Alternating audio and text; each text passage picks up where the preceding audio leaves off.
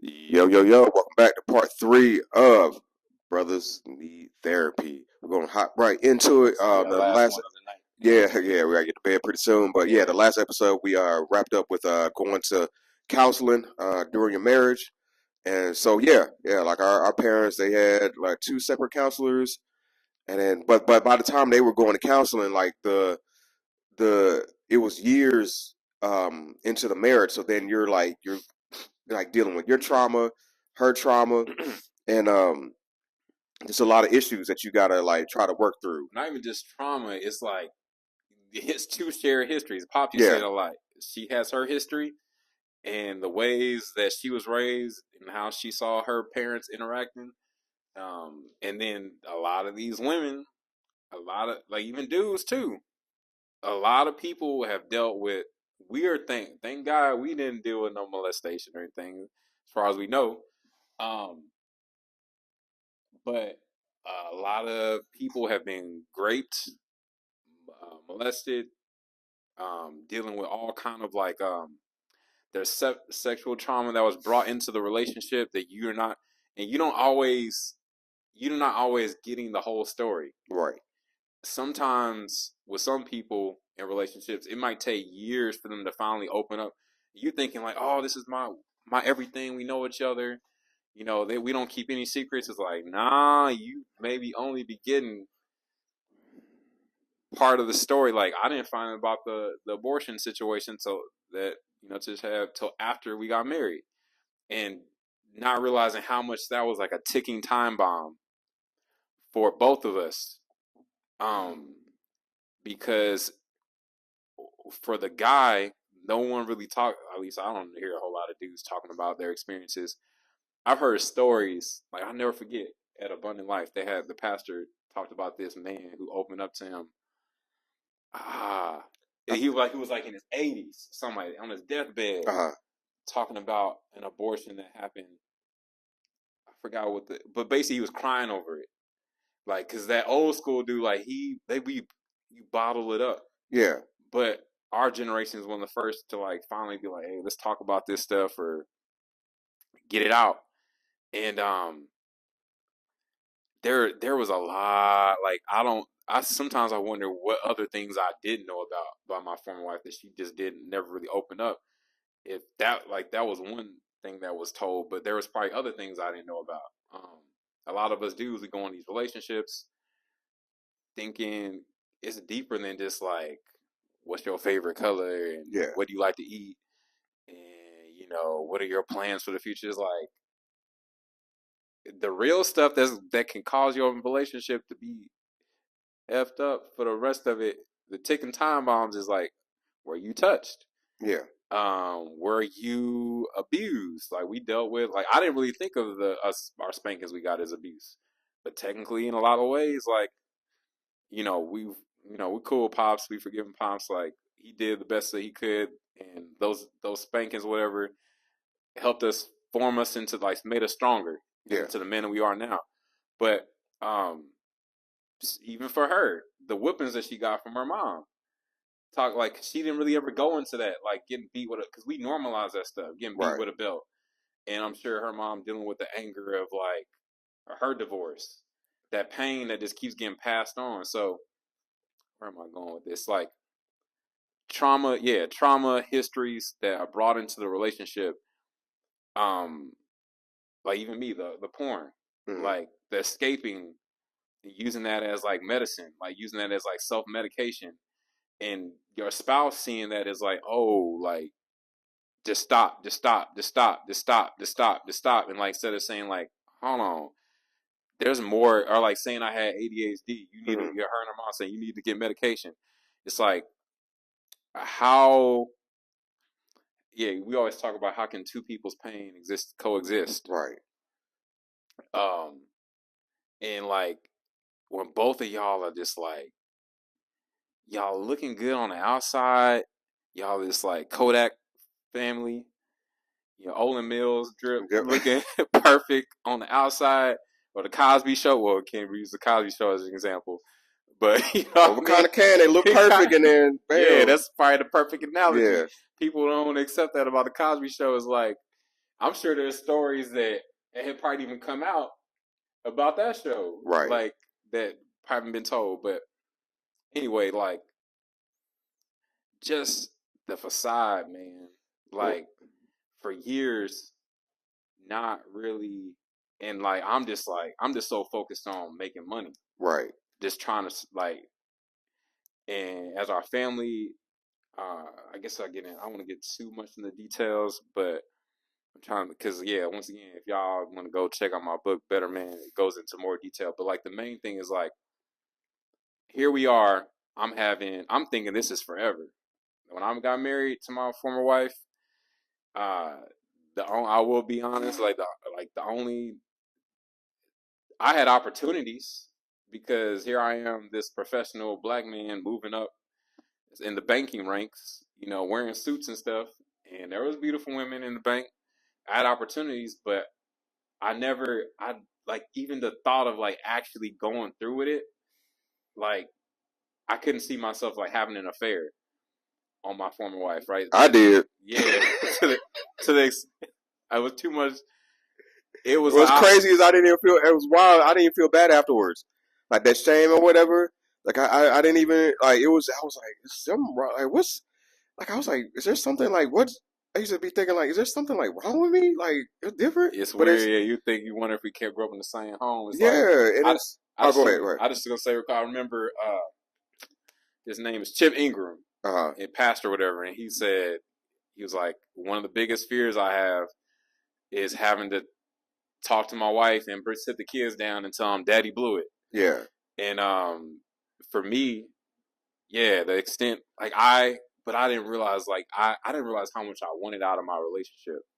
Like in a way, looking back on it, I think some of the things that I was doing was like purposely pissing her off, self-sabotaging in a way to kind of like, what can I get away with so she'll like, I can't cheat on her, but I can do all these other things to like, I was like subconsciously doing things to like make her kind of push her away.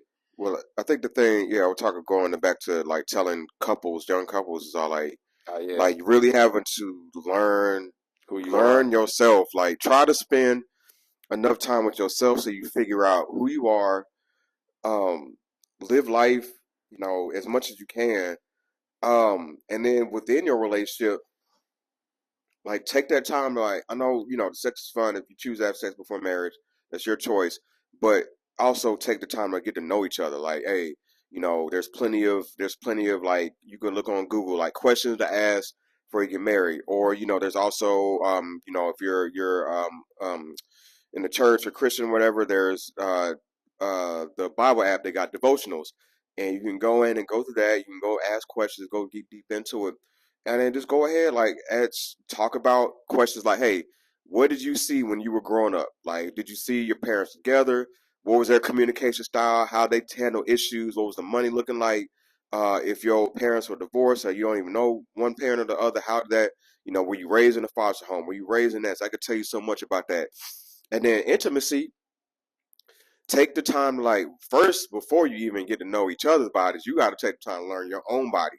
What stimulates you, what turns you on.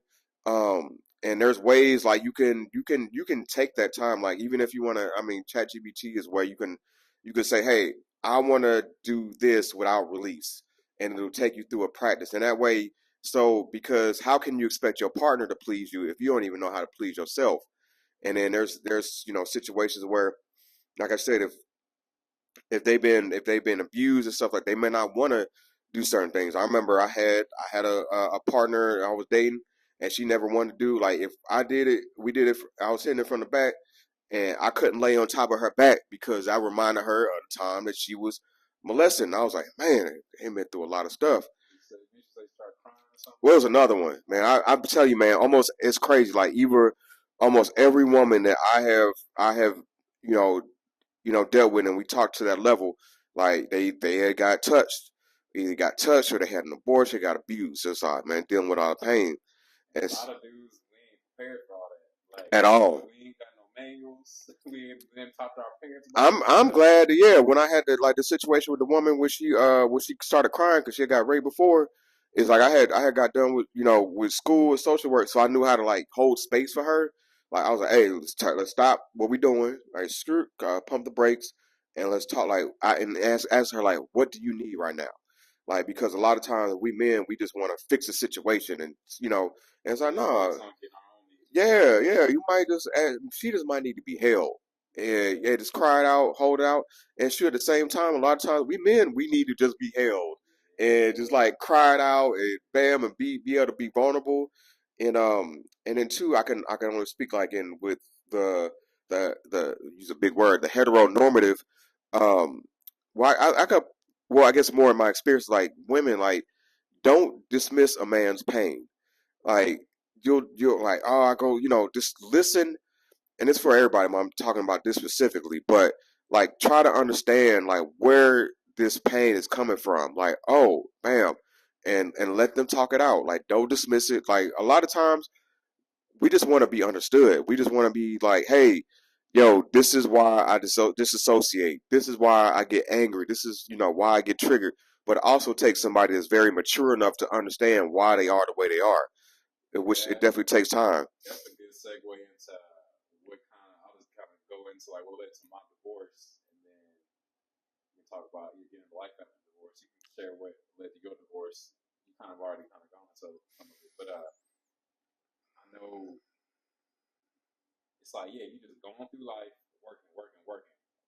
For it's my growing family, and it'll have like 4 kids. We moved a lot. You would think we're in the military as much as we moved.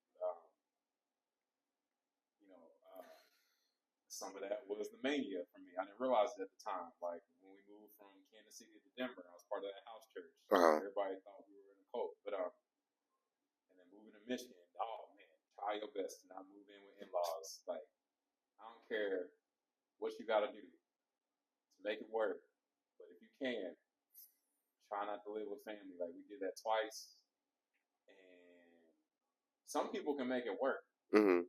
but I think a big part of it too is the fact that my former wife had beef with her stepdad. Yeah. And that anyway, that's a whole other discussion. But I'm not going from here. I had a good What led up to your yeah. divorce? So it was like a lot of stuff like back to back to back to back. We never really because we had all these 4 kids. Never really had a vacation. I didn't have that time to take for myself. Like getting married at 20 years old, I never got a chance to know myself and have Never took time. like a guy's trip. Never Another took yeah. no. I remember I was supposed to go on a guys trip with the guys at our church, but I'm not into camping. I remember going to like a hike a couple in Denver, but like I didn't. They went on like a camping trip, and I didn't realize the importance of that. Even though I heard like horror stories, apparently the dudes were fighting at that trip because they were like roughing it. But later on, there was good things that came out of it. Like dudes need that time to like get away. But anyway, I didn't. And then like I would get a lot of times dudes like our escapes get demonized. Like if a dude like zones out with video games, which I was into video games, I was into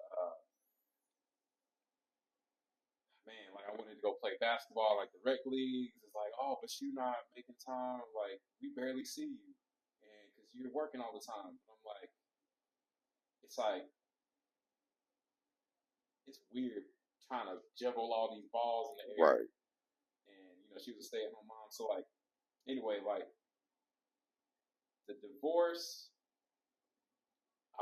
I I remember because I had quit my job, walked away from $80,000 a year without telling my former wife. That's a whole nother discussion.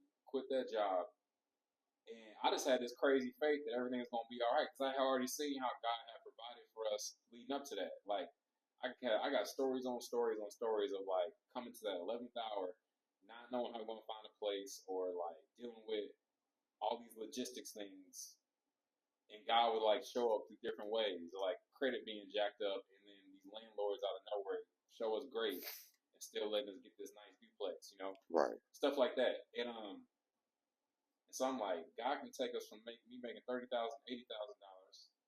living in our in-laws' basement. Like I can only imagine what He can do if I start this business.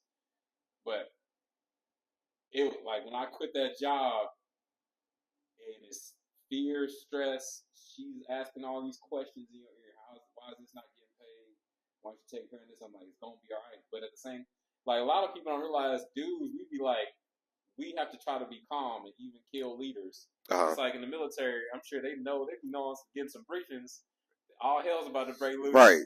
but you gotta still put on that straight face set so that there's no panic. And so a lot of us dudes, we scared. We don't know how things are gonna work out, but like we're trying to be strong and have faith and trust God, right, as the leaders of our homes. And that's what I was trying to do. But at the same time, I'm scared, and I'm going to my vices to escape, like porn, video games, right? And anyway, like so, I'll never forget. I remember I was getting on Live Me, which is like kind of like TikTok Live and all that, and there was a woman on there coming in, boosting me up, telling me how handsome I am, telling me how you could do it. yeah, getting all that cheerleading Yep. that I wasn't getting at home. And a lot of women, they don't realize like, oh, because they just focus on the result. I'm not now. There are some dudes out here just savage. They ain't trying to stay committed to their relationship. They got a whole other set of issues they're dealing with, right? And they just cheat.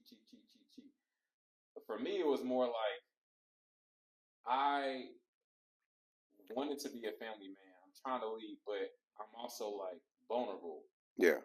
And here it is, this woman comes along, boosting me up, encouraging me, telling me, and like I get the number, we FaceTime. Turns out she kind of like didn't look quite like I was expecting her to. Got him. God is funny like that. But this woman, we talked on the phone for like at least 3-4 hours, and she's telling me her whole life story. I'm telling her. I realized like that's what I was on Live Me. It was kind of an escape, just like talk stuff out, because so much of the stuff you just dealing with in the inside of your head, right? And at the end of it, I never ended up linking up with this woman. I don't know, actually praying for her at the end of it and witnessing her, like telling her about Jesus, encouraging her, and then she tried to offer me like a job at the post office. She worked at the post office, right? And but when the wife found out, I ended up confessing because women they got intuition, they can tell when something's off. And even though there were times I would lie, there'll be times I would lie. I'll be honest, like because like you can't handle the truth. Right. Most of the line was about the porn or whatever. Like whenever she would, like you've been watching porn or whatever. Anyway, and I was getting counseling at the church at the time too. But you know most of the story. But pretty much all of it. But I'm just telling it for the people watching this later. Whoever read the book don't know me. But for her, emotional affair for a woman, it's like that you might as well have actually had. I might as well have gone over, met with this woman, had sex in their mind. Or like whoever, and they're thinking their brains go all these different places. Like who else have you been talking to? Right. And I didn't finish that one point about how a lot of for guys, a lot of our escapes get demonized. But like I'm just gonna say this: a lot of women, y'all cheat too. I'm gonna be real. Like it just looks different. Right. To me, anytime you are talking to people outside of our relationship about our relationship in a way, like especially if you're talking to your mama or somebody or a friend and telling them all of our business, you may not necessarily be having sex, but like you are, unless y'all getting with this friend and y'all praying like let's pray for my marriage, like, or she's telling you stuff that's encouraging your relationship. A lot of times, to me, that's stepping outside of your marriage. It just looks different. Some women they be having like work husbands. Gotcha. Nobody really talks about that. And I'm not saying this to not take to shift blame or accountability. It just like for me, when your needs aren't being met in the relationship, that's what I mean by cheating. Because cheating is a very broad term, right? But I stepped outside of my relationship to get an emotional need met from a woman that I needed somebody to just listen to me. Somebody that didn't know all my history or all my baggage or whatever and not going to like throw it in my face. And so anyway, that escalated years of pain and things not really being, I didn't really get counseling. I'm trying to think, did she? Yeah, I remember us going to that Christian counselor. So was that like kind of the thing that kind of snowballed into the actual divorce? There was a lot of other things, like even going all the way back to the abortion that was undealt with. I remember we tried to go to that counseling at Abundant Life at the church, and that dude, I remember I was like just unloading all these things in front of me, and he was like, "Well, it sounds like you're mourning over your past." And the way he talked is wild too. I think I told you I met the dude that was giving us marriage counseling. I met his wife when I was about to do real estate. I met his wife at a real estate event. And turns out him and his wife are going through a divorce. So that's what I was saying. Not all you gotta be careful with these counselors you go to because they be a lot of these counselors they more jacked up than you are. And yeah, that dude that wasn't a really good fit. But I realized, yeah, when I was the times I remember being in counseling sessions with Tish, I realized there was just somebody trying to like just chime in or hop on the line. I realized we had a lot of stuff to unpack. A lot of stuff, kind of like mom and dad. It was by the time we finally went to counseling, it was kind of almost too late. So who filed? Like she filed? So yeah, she ended up filing, but before that, we had the whole domestic violence situation where we had to. I basically came home and after a counseling session, and she wanted to talk about me, the fact that I had been looking at porn that day or whatever. And I didn't want to talk about it because it kept going in circles. Yeah. I remember putting my headphones in. I went to the living room, went to just zone out on my Xbox, and Xbox was gone. And then we had our whole fight, like high school type fight over that. And it's weird too because we had tussles like two other times like that, like these little high school fights. I remember early on when we were like newlyweds, we got in some kind of argument. I remember we're fighting over a laptop, and the laptop flew into the wall, put a hole in the wall. Like we never really. And it was one other incident, maybe when I was like halfway in our marriage, where I did restrain her, and had an incident where I put her in the shower and put cold water on her. And these are all things that you don't like think is that big of a deal. But it led up to the incident where I put my hands around her neck and restrained her and all that, and ended up, that day, ended up having to. The next day, the cops showed up, asked all the questions, ended up giving that's another thing, fellas. Don't ever let the cops in your house. Right. Like, lawyer up. Like, early on, try to, like, scrounge up whatever money you got. Because I really think if I had never let the cops in my house, or if I had a good lawyer early on, we'd probably still be married. Because we could have worked through that. But once that order of protection hit, and I got arrested, I'm in jail, all my rent money's going toward bail money to get out. All of our rent money, whatever. Anyway, this is like a whole deeper story. But like, once we had our separation and there's no contact situation, I'm on probation. Eventually, I'm getting probation and all that. It was like that was like the beginning. It's like, man, how to say this? And I lived with my one friend for a minute. My one buddy let me stay at his place. Shout out to my buddy Chad.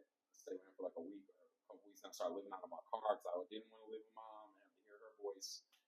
Love mom, but I already knew the things I was gonna have to hear. And during that separation period, it's like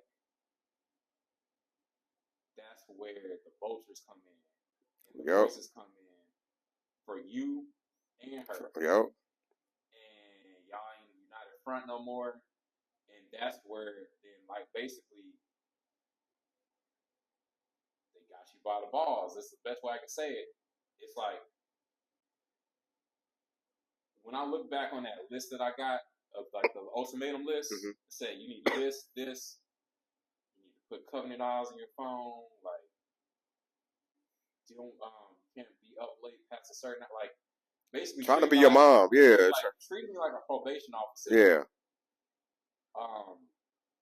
Like she was my probation officer.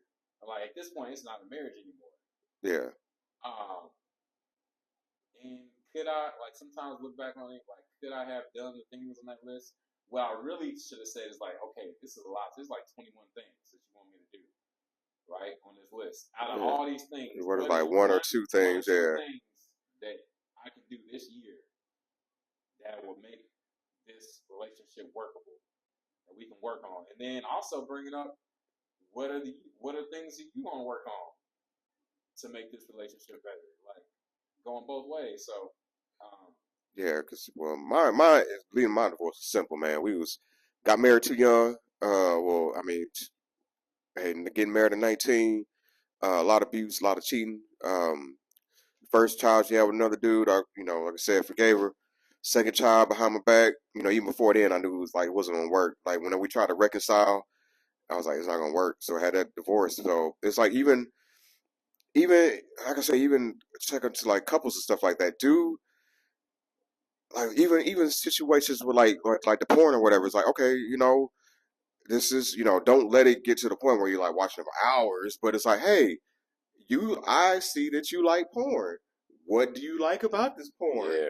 What porn that can we watch together? Like, Hey, hey, pause for a second. Do you what's need up? to message her real quick? No, Outside I that, got my it. I got question it. real I get quick. it. I don't want you to get in trouble with the lady. I'm good. Yeah, man. She ain't got me on that sort of a leash. I still check in, make sure I'm good. But yeah, I gotta keep my balls, man. That's one thing. It's one thing where I said I'm gonna be in this relationship. That's what's interesting now. It's like being in a relationship now. It's all like I'm like I was like I told her I told her up front. I was like, don't try to control me. Don't try to tell me what to do. Don't lecture me. Just try to listen and understand. Just and stuff like that. And it makes it so much better because they get caught up in that whole happy wife, happy life, and it's like nah, happy husband. Because when it's a happy husband, when it's a happy man, he's gonna want to come home. He's gonna want to take care of his family even more. You send that man out with a blowjob, and he don't. It's like, hey, I got something good when I get back home. And so, I was about to say, yeah, even with it's like just keep. I say in a relationship, you gotta keep it you gotta keep each other stimulated, keep it entertaining, because it's all like it's like this world you're competing with the phone. You gotta outperform the phone, which it can be a lot of pressure, but with communication, you can make that thing work. So yeah, I'll say that one more thing before we get into life after divorce, real quick.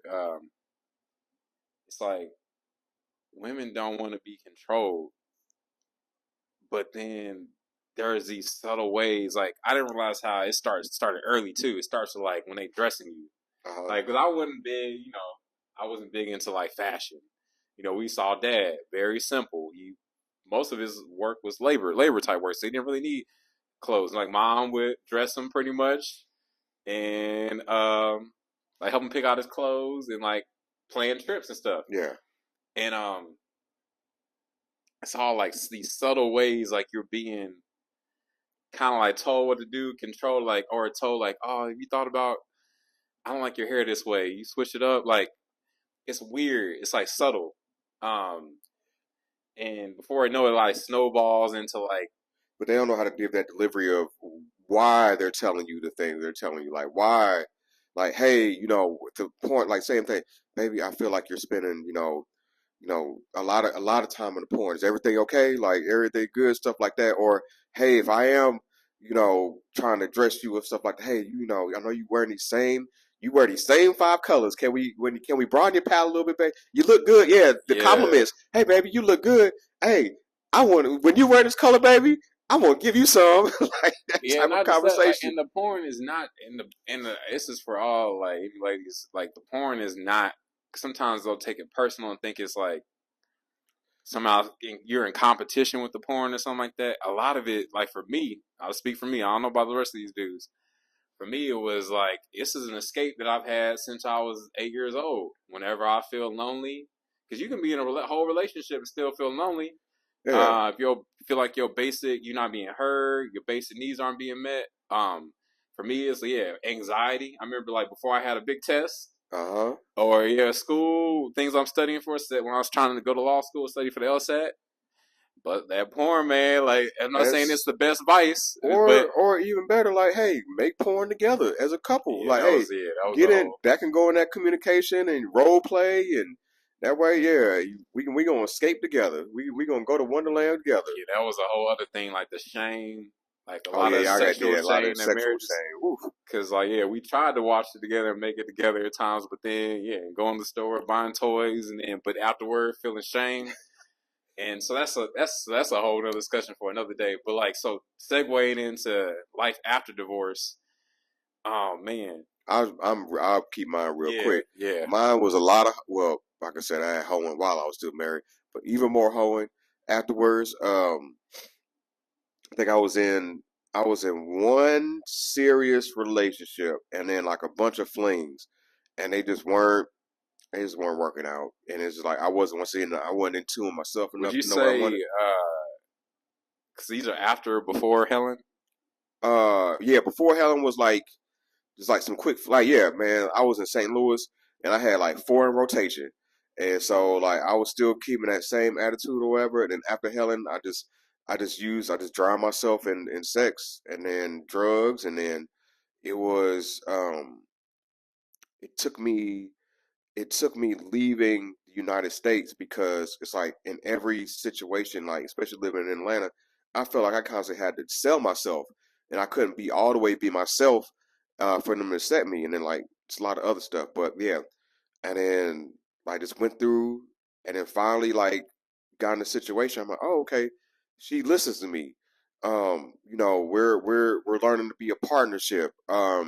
She holds like I'll be honest with I still have like nightmares and stuff after the war. Like she holds me through to my nightmares. And it's still a process. We're learning things, but it's like it's totally different than what I'm used to before. So I'm looking forward to see where it goes. What made you finally say I'm done? I'm done. I'm selling my taking what turning in my whole car my, or what I should Well, say my not I don't want to say whole car but my I like get out the game. Say yeah, get out the I game. wanted like I wanted to be I like even before like I moved down here I wanted out. Like I'm really at heart to the core I'm a relationship person because I like the consistency. I like to getting to know somebody. We're getting to know each other, and it was like all right. I'm just kind of waiting like for somebody like come along, and then like I moved to Mexico. I'm thinking I'm still kind of doing the same thing. I knocked off this white chick, and that was like an annoyance dealing with her. And I was like, all right, well, I just want my needs met. And then I was like, so I was messing around with this escort, and then it just like I could tell that I was liking her because like so, like I I see like, I had this big old heart, and I see things in people. I mean, you can call me a simp. I got a whole simp and stamp book, but I see things in people that like I see qualities in people. I'm like, oh, this is a good person. Like I would like to get to know. I wish like spending. I didn't. I feel like I was like, damn. I wish that spending time with her didn't have to come with a dollar value. And then I was like, I'm tired of this. It's getting old. It's constantly every time you get on the apps. How are you? What are you doing? Hey, did you learn this and Yeah, that? Trying to sell myself, and I just, I prayed in the church. I was like, God, send me a helpmate. Like, send me a helpmate, like to help me because my diet was trash. I was Uber eating all the time. Like I just wasn't really taking care of myself. And then he heard my cry. Send me a good woman. So that's I hate that gets demonized too. Like some I've heard you see all kind of stuff out here to be like you just want to. That's why you kind of got to keep your lady away from some of this stuff out here. Um, like they'll demonize. I've heard people like demonize women. Like there's our dudes saying like, "Oh, you just want a mom, or you just want somebody to take care of you," and it's like take care of me so I can take care of you. yeah, Like it's like, hold on, when did like is we can what's take care of like? each And I'm other. not saying you like necessarily need a. I'm not talking like advocating for like needing a slave or woman, Yeah. but old school having you wash all your dirty drawers, do like clean everything, cook everything for What you. I'm about to say, that's the thing I'm glad I loved about our parents. It was very balanced because Yeah, like if dad didn't know how to cook, man, we would have starved when mom went to school. So I balanced. I'm like I made an agreement with her. I was like, hey, if you cook, I put her in charge of the nutrition because she knows how to shop. She knows, good healthy meals to prepare. I was like, you take care of that. I'll just, I'll pay for it. And I'm like, I will wash the dishes every night, no matter what. I will always wash the dishes. And then even like when she's not able to do certain things, like if she's not feeling well or it's that time of the month, I'm like I enjoy catering her. I'm like, hey, I'll take care of this and that. Let's make it. And then it's like the favor is returned because it's like one person doesn't feel like they're carrying the whole load of the relationship. Yeah, and that's the other thing. Yeah, there's gonna be times in your relationship where it ain't 50-50. It's sometimes 80-20. Somebody, yeah, Somebody might get sick. Somebody yeah, might be dealing with their own mental health stuff, and it's like you gotta be like when one person is weak, you gotta be strong, and then when or vice versa, or even having that thing like, hey, this is all I can, this is all I can do today. All right, what can we do to make this thing? What are the simple tasks we got to get through today? Get through it, and then keep it moving. yeah. So yeah, for me, yeah, life after divorce has been interesting because yeah, I had fresh out the. I still one of the biggest challenges I had is I still had feelings for my former wife, and That's my wife. yeah, and so and that's kind of like a symptom of the diagnosis of the bipolar. There's times where you have these grandiose ideas that this thing's gonna work out. You have this whole picture in your head. It's gonna be this magical reunion. Cause yeah, I went off to North Carolina and just wilding out, and then came back. And when I came back, yeah, I found out she had her. That was like a hard thing. Like literally the same year we got divorced, she got remarried the same year at the end of the year. Yeah, we got divorced January 2018. She got remarried December 2018. Mm. And so, man, like having because yeah, we try to do the whole how do you call what's the word reconcile. We try to Okay. reconcile like 5 months after the divorce. Yeah, that May, and we were having sex, and then it didn't work out. She told me didn't love me anymore. When I went out to Carolina, and my cousin was like, "You need to fight for your family. You need to fight for your family. Go back." Because I was just ready to run away. Because like I had this thought. I was like, I don't want to be in it. If she ends up dating some Yeah. other dude, I don't know what I'm capable of doing. Because I'm like, people be looking at these dudes like, why can't he just get over it? Why can't he? Like, women don't understand, especially when you've been married to a woman for 11 Yep. years. You've been inside the same vagina for 11 years, 13 technically. Then somebody else And taking then over there's that some other lease. dude blowing her back out. You got to just, some dudes are into that crap. Not me. Like, like it's a kink for some people. Not me, man. I wasn't ready for it. That's why you hear about these dudes. I'm not saying it's right, but when I hear about these dudes doing stupid, like wild stuff, like the whole Oh, doing, what would OJ do? yeah, like I'm not saying and it was weird. There was a dude, yeah, you already know that one dude that worked at the bank who, yeah, unalived his wife, unalived himself, and right around the same time, he's one of my customers at the bank. Right around the same time, went to his funeral. Around the same time I was going through my stuff. That it was that summer, and I was like, it's nothing but the grace of God that I didn't do nothing stupid like that. Because like you think, like you don't know what you're capable of until you're in those situations. That's why we have laws in our books called the heat of passion law. If you catch your spouse having sex with another person and you go in there and you off them, both of them or one of them, like they're like the penalty. You still go to prison, but the penalty is less than if you like go later and do it. Like Yeah. anyway, I didn't know what I was capable of doing, so I was like, let me go out to Carolina and start my life over out there. And then yeah, the cousin out there in Virginia, he's like, he was going through his own stuff with his wife, and he's like, hey, you got to fight for your family. I'm never leaving my kids. Like, you got to go back. And I was like, all right, I'm gonna go back. And I was able to get 2 jobs, living out of my car. Anyway, find out through my kids. It's a whole other story. I ran up on them at church. On wilder stories, you still laugh at it to this day. Almost got in a fight at church with her and her new husband. Thank Oh God there was man. some brothers there to calm me down. The other dude told me to go to Hooters, like at church. That's a whole nother story. I don't know if I included that a better man. I might have. I don't know. Anyway, I'll be talking about this for days if I keep on. But anyway, yes, it took me a while to accept. Okay. Accept, Aaron, you're divorced now. Move on. And like just being a mess. Like, and I've heard people talk about self-medicating through the legs of a woman. Mm-hmm. So with that, what has dating been like for you? So do you date now or at all?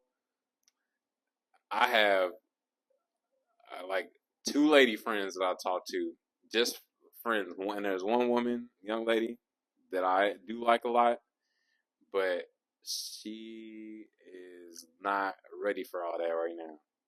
As far as I understand, like, well, she's going through her own stuff, and it's long distance. So it's weird. I haven't really. I've only seriously dated one woman that lasted for like 3 months or whatever, and she had her 3 kids. She wanted to get married, and I wasn't ready for all that.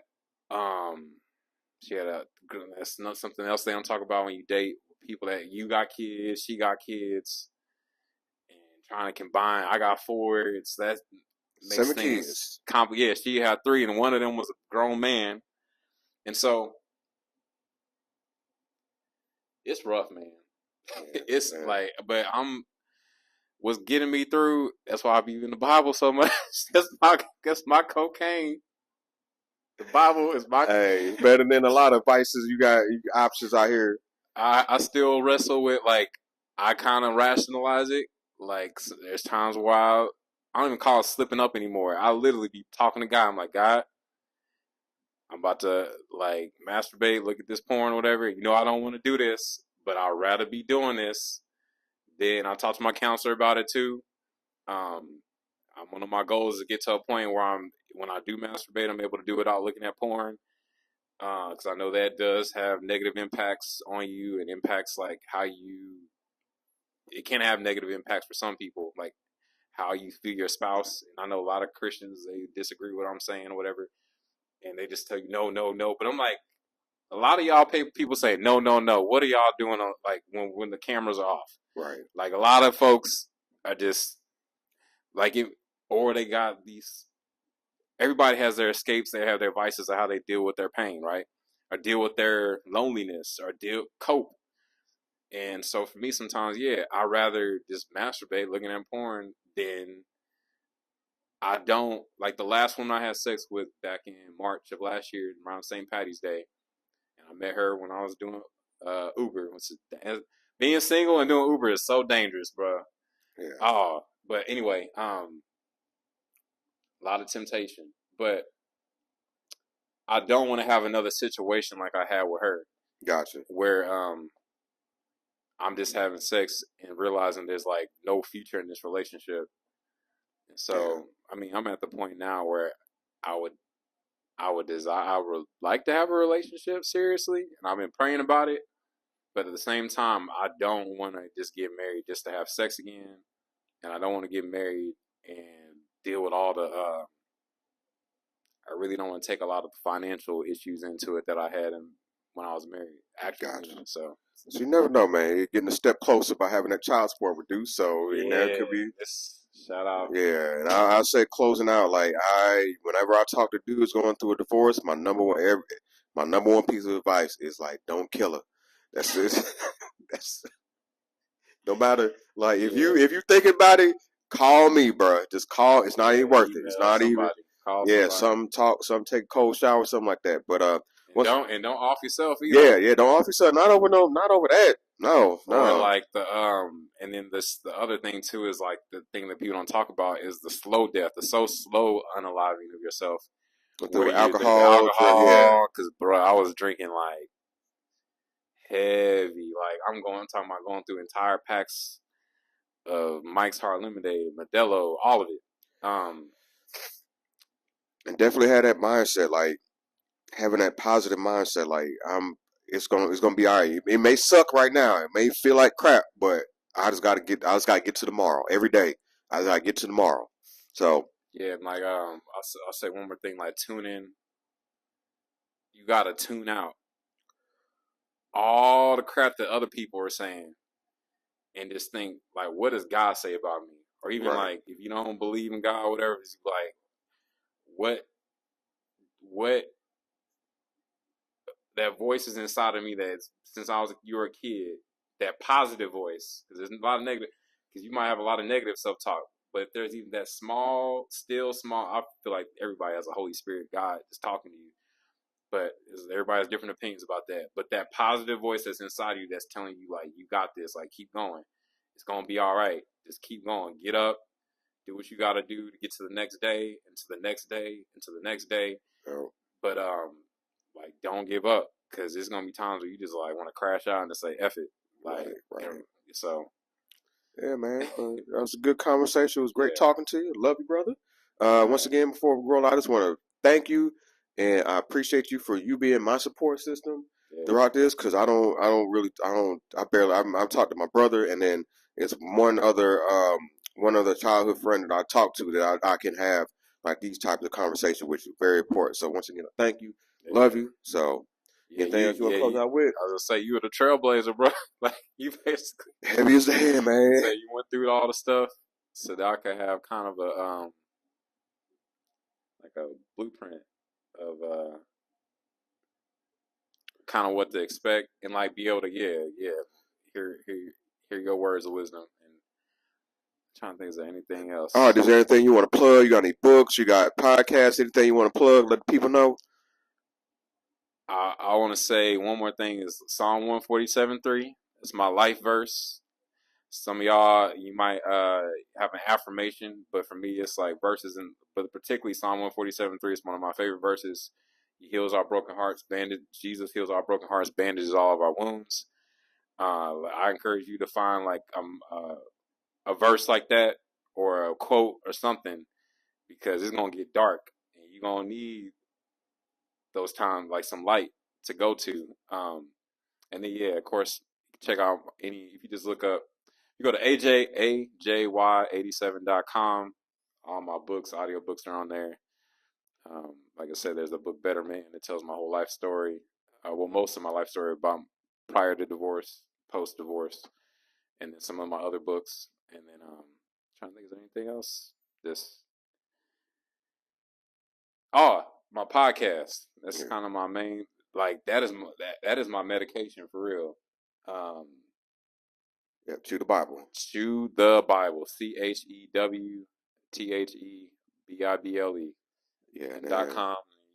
Yeah, and then for me, of course, the main thing, important thing is Red Leg Volume 1 and 2. It's on YouTube. The book's out on Amazon. I'm working on 3. I think I'm almost at the halfway point. And then 3, and then eventually I'll get 4 out. And then, of course, check out the merch for Brothers Need Therapy. So tell a friend about it. And that's been it. Y'all be great. Peace. Holla.